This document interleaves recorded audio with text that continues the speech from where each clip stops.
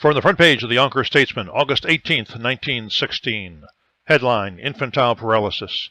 Only one additional case of infantile paralysis in Yonkers has been reported at the office of the Health Bureau up to noon today. The patient is aged 7 years. This is the third case of the disease in this family, one of which terminated fatally.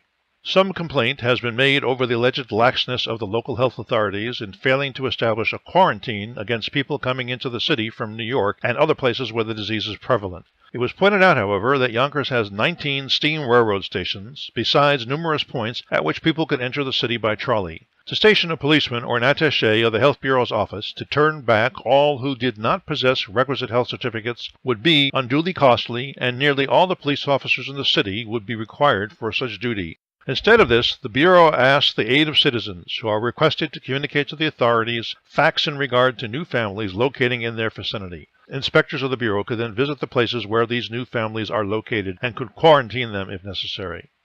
Headline, Public Health Experts Confer.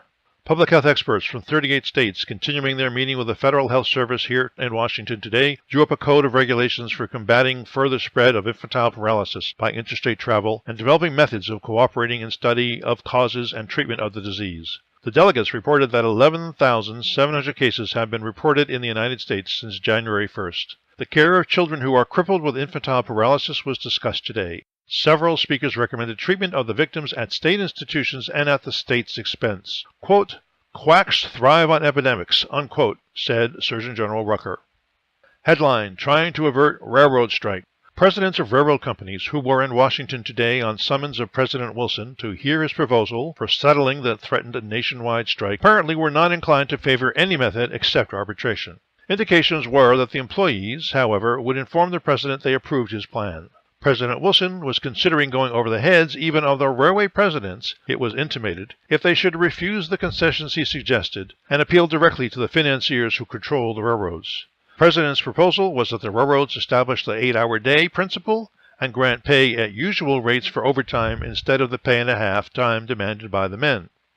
All other issues then might be referred to a commission of probably 3 members, one of whom would be named by the president or some other public representative, and the other 2 by the employers and employees respectively. And that's the news from Yonkers 100 years ago today.